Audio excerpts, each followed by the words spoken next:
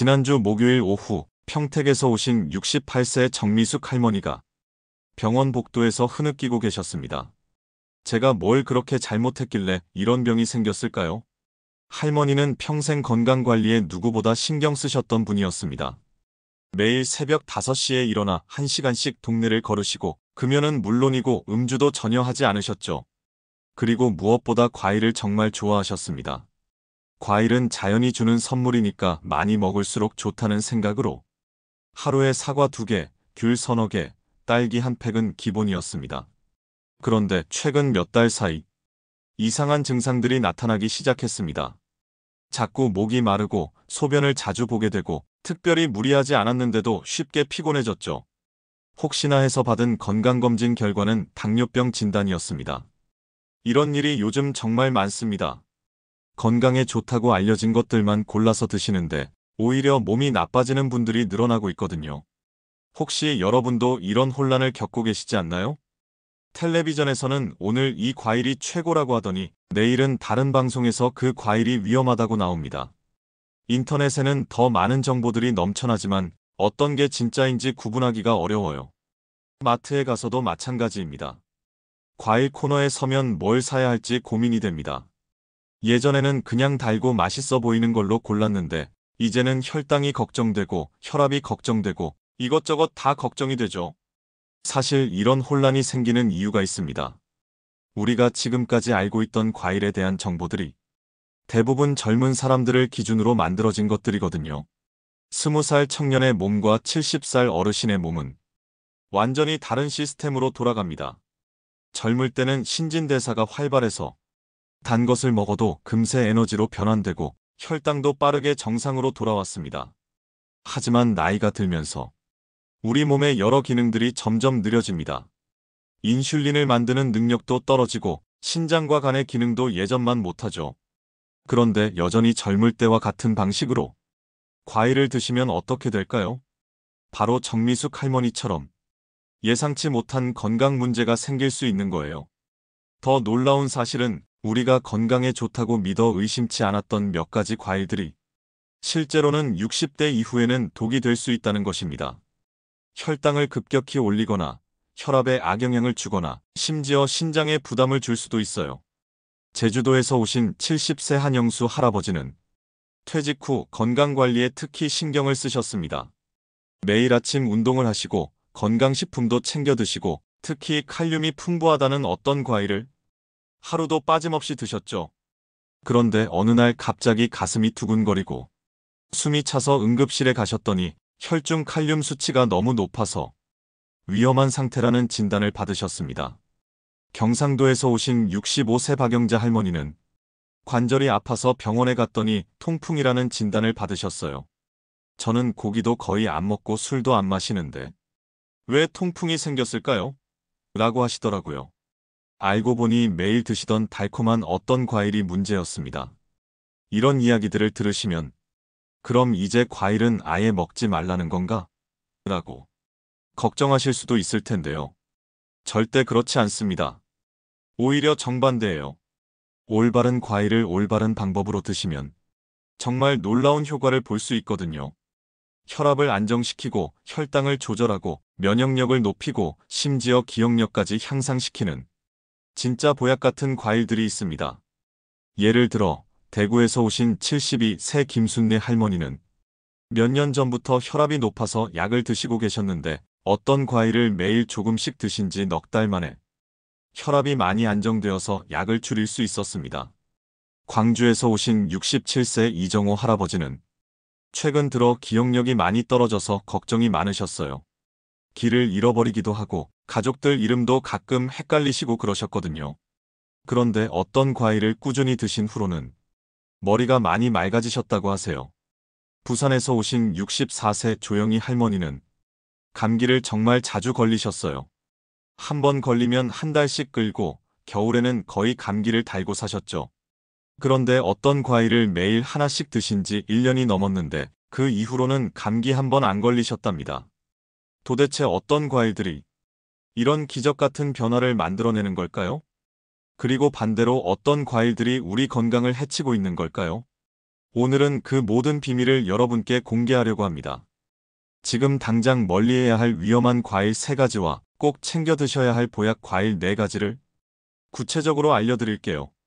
특히 마지막에 말씀드릴 4번째 과일은 정말 놀라운 효과가 있는데 한 가지 주의할 점이 있어요. 특정 약물을 복용하시는 분들은 절대 드시면 안 되는 과일이거든요. 왜 그런지, 어떻게 구별해야 하는지도 자세히 설명해 드리겠습니다. 또한 좋은 과일이라도 언제 먹느냐, 어떻게 먹느냐에 따라 효과가 완전히 달라집니다. 같은 과일이라도 식전에 먹으면 약이 되고 식후에 먹으면 독이 되는 경우도 있어요. 자, 그럼 지금부터 여러분의 건강을 지키고 더 나은 노년을 만들어줄 과일의 진실을 하나씩 풀어보겠습니다. 먼저 지금 당장 주의해야 할 과일들부터 말씀드리겠습니다. 여러분이 듣고 나면 정말 이런 것까지? 라고 놀라실 수도 있지만 이 모든 것들은 실제로 많은 분들이 경험한 일들입니다. 첫 번째로 조심해야 할 과일은 감입니다. 감이 왜 문제가 되나요? 라고 하실 텐데요. 감은 우리나라 사람들이 정말 좋아하는 과일이지만 60대 이후에는 생각보다 위험할 수 있어요. 감에는 탄닌이라는 성분이 많이 들어있는데 이것이 위산과 만나면 돌덩어리처럼 단단한 덩어리를 만들어냅니다. 젊을 때는 위산 분비도 활발하고 소화력이 좋아서 큰 문제가 없었지만 나이가 들면서 위 기능이 약해지면 이런 덩어리가 위를 막을 수 있어요. 앞서 말씀드린 한영수 할아버지도 비슷한 경우였습니다. 제주도에서 오신 분인데 감을 정말 좋아하셔서 가을이면 하루에 3~4개씩 드셨거든요. 그런데 어느 날 갑자기 명치가 아프고 토할 것 같다고 하시면서 병원에 오셨어요. 검사해보니 위에 큰 덩어리가 생겨서 수술로 제거해야 했습니다. 두 번째로 주의할 과일은 파인애플입니다. 파인애플은 소화에 좋다고 알려져 있어서 많은 분들이 좋아하시는데 사실 노년층에게는 위험할 수 있어요. 파인애플에는 브로멜라인이라는 강력한 효소가 들어있습니다. 이 효소가 단백질을 분해하는 작용을 하는데 젊을 때는 소화에 도움이 되지만 나이가 들어 위벽이 얇아지고 약해진 상태에서는 오히려 위벽을 손상시킬 수 있어요. 경상도에서 오신 박영자 할머니가 바로 그런 경우였습니다. 소화가 안 된다고 해서 식후에 파인애플을 자주 드셨는데 오히려 속쓰림이 심해지고 위염이 생겼거든요. 파인애플을 끊고 나서야 증상이 나아지셨어요.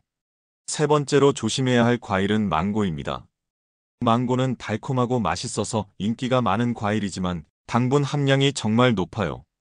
특히 혈당 조절이 어려워진 60대 이후에는 혈당을 급격히 올릴 수 있습니다. 또한 망고는 몸에 열을 많이 내는 과일이에요. 나이가 들면서 몸의 열 조절 능력이 떨어지는데 망고를 많이 드시면 몸에 열이 쌓여서 입안이 헐거나 변비가 생길 수 있어요. 평택에서 오신 정미숙 할머니도 망고를 즐겨 드시다가 혈당이 크게 올라서 당뇨 진단을 받으셨거든요. 달콤한 과일이라고 해서 안심하고 드셨는데 생각보다 당분이 정말 많았던 거예요. 자, 그럼 이제 도대체 뭘 먹고 살라는 건가? 라는 답답한 마음이 드실 겁니다. 걱정하지 마세요. 지금부터 우리 몸을 건강하게 만들어줄 정말 좋은 과일들을 알려드릴게요. 첫 번째 보약 과일은 사과입니다. 사과는 너무 뻔한 거 아닌가? 라고 생각하실 수도 있지만 사과야말로 노년층에게 가장 완벽한 과일 중 하나예요. 사과에는 펙틴이라는 수용성 식이섬유가 풍부하게 들어있어요. 이 펙틴이 혈당 상승을 완만하게 해주고 나쁜 콜레스테롤을 몸 밖으로 내보내는 역할을 합니다. 또한 사과의 폴리페놀 성분은 혈관을 건강하게 만들어주죠. 대구에서 오신 김순례 할머니가 바로 사과의 효과를 경험하신 분입니다. 혈압이 높아서 약을 드시고 계셨는데 매일 아침 사과 하나를 껍질째 드신 지 넉 달 만에 혈압이 많이 안정되었어요. 의사 선생님도 깜짝 놀라셨다고 하더라고요. 두 번째 보약 과일은 베리류입니다. 블루베리, 딸기, 라즈베리 같은 베리류에는 안토시아닌이라는 강력한 항산화 성분이 들어있어요. 이 성분이 뇌세포를 보호하고 기억력 저하를 막는 데 도움을 줍니다. 광주에서 오신 이정호 할아버지가 바로 베리류의 놀라운 효과를 보신 분이에요. 기억력이 많이 떨어져서 걱정이 많으셨는데 매일 아침 베리류를 한 줌씩 드신 후로는 머리가 많이 맑아지셨어요. 신문도 다시 읽으시고 바둑도 두시고 완전히 달라지셨죠? 세 번째 보약 과일은 배입니다. 배는 수분이 많고 시원해서 목이 마를 때 좋을 뿐만 아니라 루테올린이라는 성분이 염증을 줄여주는 효과가 있어요. 특히 기관지가 약한 분들에게는 정말 좋은 과일이에요. 부산에서 오신 조영희 할머니는 감기를 정말 자주 걸리셨는데 매일 배 하나씩 드신 지 1년이 넘었는데 그 이후로는 감기 한 번 안 걸리셨어요. 마지막 네 번째 보약 과일은 키위입니다. 키위에는 비타민C가 정말 풍부하게 들어있어요. 감귤류보다도 훨씬 많은 양이 들어있죠. 이 비타민C가 우리 몸의 면역력을 높여주고 피부도 건강하게 만들어줍니다. 또한 키위에는 액티니딘이라는 효소가 들어있는데 이것이 소화를 도와주는 역할을 해요. 나이가 들어서 소화력이 떨어진 분들에게는 정말 좋은 과일이에요. 하지만 키위를 드실 때 주의할 점이 하나 있어요. 혈액순환 개선제나 혈전 용해제를 복용하시는 분들은 키위를 많이 드시면 안 됩니다. 키위의 비타민 K 성분이 약의 효과를 방해할 수 있거든요. 또 하나 중요한 건 좋은 과일이라도 언제 먹느냐가 정말 중요해요. 과일은 가능하면 식사 30분 전에 드시는 게 좋습니다. 빈속에 먹어야 과일의 영양소가 제대로 흡수되거든요. 식후에 드시면 다른 음식과 섞여서 소화가 잘 안 되고 오히려 속이 더부룩해질 수 있어요. 특히 저녁 늦은 시간에는 과일을 피하시는 게 좋습니다. 지금까지 우리가 알아본 내용을 정리해보면 정말 중요한 사실 하나가 드러납니다. 나이가 들면서 우리 몸이 변했는데 여전히 예전 방식으로 과일을 먹고 있었다는 것이죠. 이제는 다르게 생각해야 합니다. 과일을 고를 때도 먹는 시간도 양도 모든 것을 우리 나이에 맞게 조절해야 해요. 그래야 과일이 진짜 우리 몸에 도움이 되는 보약이 될 수 있거든요. 먼저 과일을 고르는 방법부터 말씀드릴게요. 마트에 가시면 눈에 확 띄는 것들이 있죠. 크고 달고 예쁜 과일들 말이에요. 하지만 이제는 그런 기준으로 고르시면 안 됩니다. 사과를 고를 때는 크기보다는 단단함을 보세요. 손으로 눌러봤을 때 단단하고 껍질에 윤기가 나는 것이 좋습니다. 너무 크고 빨간 사과보다는 중간 크기에 은은한 색깔을 띠는 것이 당도가 적당해요. 베리류는 색깔이 진하고 균일한 것을 고르세요. 블루베리는 표면에 하얀 가루가 묻어 있는 것이 신선한 증거입니다. 딸기는 꼭지 부분이 싱싱하고 초록색이 선명한 것을 선택하세요. 배는 손으로 들어봤을 때 묵직한 느낌이 드는 것이 좋습니다. 껍질에 상처가 없고 전체적으로 황금빛이 도는 것을 고르세요. 너무 무르거나 딱딱한 것은 피하시고요. 키위는 살짝 말랑한 느낌이 드는 것이 잘 익은 상태예요. 너무 딱딱하면 아직 덜 익은 것이고 너무 물렁하면 과숙한 상태라서 피하시는 게 좋습니다. 이제 과일을 먹는 시간에 대해 말씀드릴게요. 이것이 정말 중요한데 대부분의 분들이 잘못 알고 계시거든요. 과일은 식사 후 디저트가 아닙니다. 가장 좋은 시간은 식사 30분에서 1시간 전이에요. 빈속에 과일을 먼저 드시면 영양소가 온전히 흡수되고 식이섬유가 이후에 먹을 음식의 혈당 상승을 완만하게 만들어줍니다. 아침에 일어나서 물 한 잔 마시고 가벼운 스트레칭을 한 다음 과일을 드세요. 그리고 30분 정도 후에 아침 식사를 하시면 됩니다. 이렇게 하면 하루를 정말 상쾌하게 시작할 수 있어요. 점심 전에도 마찬가지입니다. 오전 10시나 11시쯤 과일을 드시고 점심은 평소보다 조금 늦게 드세요. 저녁 식사 전에도 같은 방식으로 하시면 됩니다. 단, 저녁 7시 이후에는 과일을 드시지 마세요. 과일의 당분이 밤사이 지방으로 축적될 수 있거든요. 또한 수분이 많은 과일을 늦게 드시면 밤에 화장실을 자주 가게 되어 숙면을 방해할 수 있어요. 양에 대해서도 말씀드릴게요. 하루에 과일을 얼마나 먹어야 하나요? 라고 많이 물어보시는데 60대 이후 나이에는 적당히가 정말 중요합니다. 사과는 하루에 1개면 충분해요. 크기가 큰 사과라면 반 개도 괜찮습니다. 베리류는 한 줌 정도, 배는 중간 크기로 반 개에서 1개, 키위는 하나면 됩니다. 이렇게 적게 먹어도 되나요? 라고 걱정하실 수도 있는데 60대 이후 나이에는 양보다 질이 중요해요. 조금씩이라도 꾸준히 드시는 것이 한 번에 많이 드시는 것보다 훨씬 좋습니다. 과일을 보관하는 방법도 알려드릴게요. 잘못 보관하면 영양소가 파괴되거나 상할 수 있거든요. 사과는 비닐봉지에 구멍을 몇 개 뚫어서 냉장고 야채칸에 보관하세요. 다른 과일과 함께 두면 서로 빨리 익게 만드는 가스를 배출하니까 따로 보관하시는 게 좋아요. 베리류는 씻지 말고 냉장고에 보관했다가 먹기 직전에 씻으세요. 미리 씻어두면 금세 상합니다.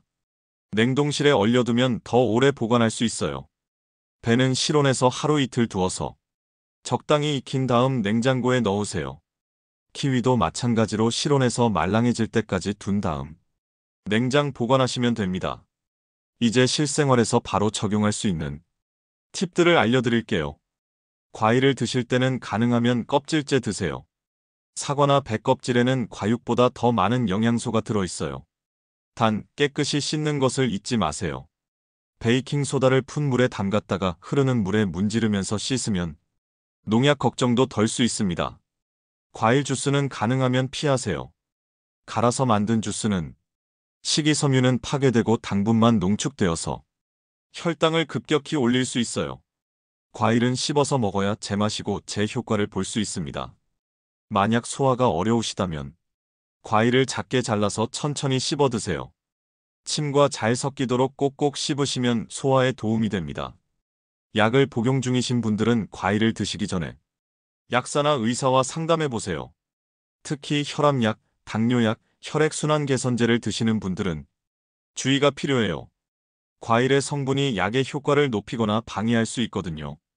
혈당이 높으신 분들은 과일을 드신 후 가벼운 산책을 해보세요. 15분 정도만 걸어도 혈당 상승을 완만하게 만들 수 있어요. 변비가 있으신 분들은 과일과 함께 물을 충분히 드세요. 식이섬유가 수분을 흡수해서 변을 부드럽게 만들어주거든요. 마지막으로 가장 중요한 말씀을 드리고 싶어요. 과일은 만병통치약이 아닙니다. 과일만 열심히 드신다고 해서 모든 건강 문제가 해결되는 건 아니에요. 규칙적인 운동, 충분한 수면, 스트레스 관리, 금연, 금주 등 기본적인 건강 관리가 바탕이 되어야 해요. 과일은 그런 건강한 생활 습관을 보완해주는 역할을 하는 것이죠. 또한 몸에 이상 증상이 있으시면 과일로 해결하려고 하지 마시고 반드시 병원에 가서 정확한 진단을 받으세요. 조기 발견이 무엇보다 중요하거든요. 건강한 노년은 하루아침에 만들어지지 않습니다. 매일매일 작은 선택들이 쌓여서 만들어지는 거예요. 오늘부터라도 올바른 과일 선택을 시작해보세요. 혹시 오늘 말씀드린 내용 중에서 이건 정말 몰랐던 정보네요 하고 놀라신 부분이 있으시다면 댓글로 남겨주세요. 여러분의 경험담도 함께 들려주시면 다른 분들에게도 큰 도움이 될 거예요. 그리고 오늘 내용이 도움이 되셨다면 좋아요 버튼도 꾹 눌러주세요. 여러분의 좋아요 하나하나가 더 좋은 건강 정보를 만들어가는 큰 힘이 됩니다. 가족이나 친구 중에 과일을 잘못 드시고 계신 분이 있으시다면 이 영상을 꼭 공유해주세요. 건강한 정보는 나눌수록 더 큰 가치가 되거든요. 앞으로도 여러분의 건강한 노년 생활에 도움이 되는 다양한 정보들을 계속 준비해서 찾아뵙겠습니다. 구독 버튼을 눌러주시면 새로운 영상이 올라올 때마다 바로 알림을 받으실 수 있어요. 여러분의 건강하고 행복한 노년을 진심으로 응원합니다. 오늘도 건강한 하루 보내세요. 지금까지 들어주셔서 정말 고맙습니다.